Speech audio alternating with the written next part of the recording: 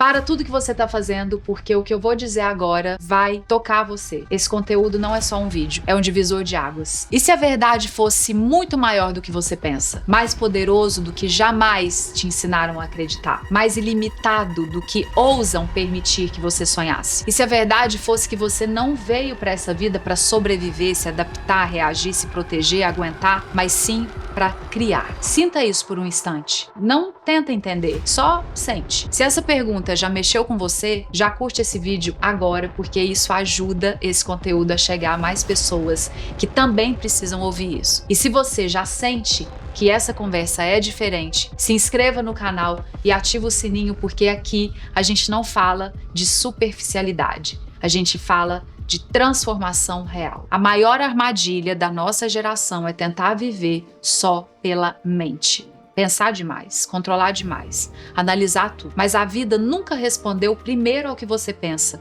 Ela sempre respondeu ao que você sente. A maioria das pessoas vive em descrença crônica. Elas dizem que acreditam, mas vivem como vítimas. Dizem que querem mudar, mas continuam sentindo como quem não acredita que pode. E a verdade é simples e profunda. Se você acredita que é o criador da sua vida, você precisa começar acreditando em você. E essa crença não nasce de frases bonitas. Ela não nasce de repetir afirmações no espelho. Ela é conquistada. A gente só acredita em um futuro quando sente a emoção dele antes que ele exista. Porque o corpo não sabe diferenciar o que é real do que é intensamente sentido. Quando você sente agora a emoção de um futuro que ainda não chegou, você está ensinando o seu corpo a se lembrar de algo que ainda não aconteceu.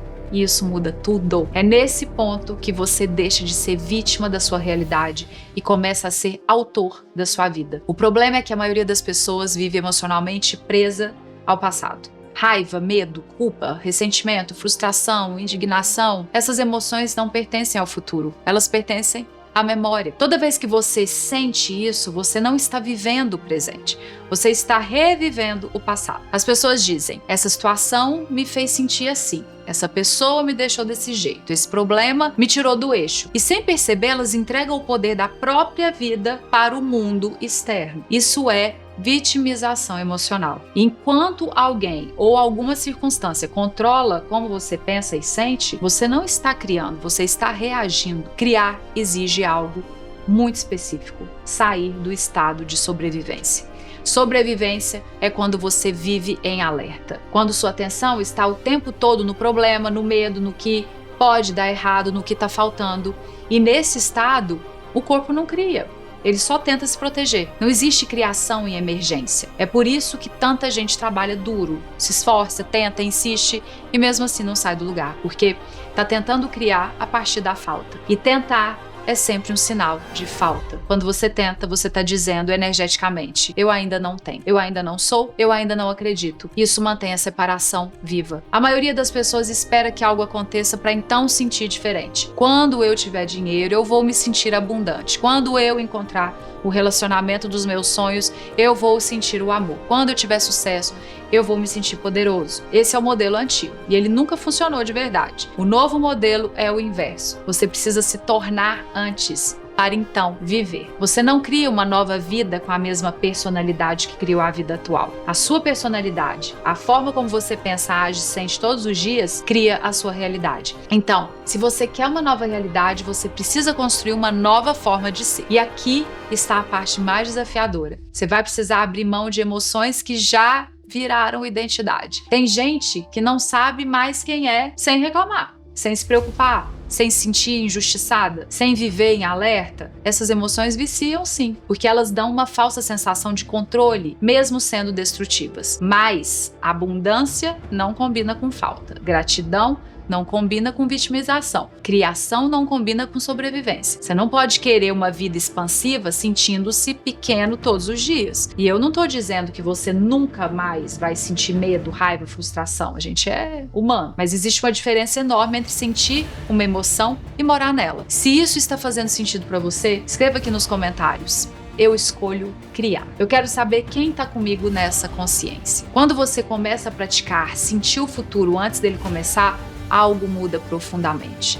Você começa a se apaixonar pela sua visão. Quando o coração entra nisso, tudo fica mais fácil. O coração tem um campo, gente, magnético muito mais forte do que a mente. Quando você sente gratidão, amor, inspiração, plenitude, você entra em estado de recepção. Gratidão, por exemplo, é a emoção máxima de quem já recebeu algo maravilhoso. Então, quando você sente gratidão agora por algo que ainda não aconteceu, é o seu corpo te ensinando que aquilo já é real. E o corpo aprende, o cérebro aprende, a biologia responde, e aos poucos você começa a perceber pequenas mudanças, sincronicidades, encontros, ideias, oportunidades. Não aquelas coincidências bobas, mas aquelas que esticam sua crença. E quando você vive isso, você pensa, eu criei isso. E é aí que você começa a acreditar mais em si. Não porque alguém disse, mas porque você viveu. Se esse vídeo está te ajudando, compartilhe agora com alguém que você ama, porque você pode ajudar essa pessoa. Às vezes uma pessoa muda quando outra pessoa tem coragem de enviar uma mensagem para ela. É claro que você vai cair.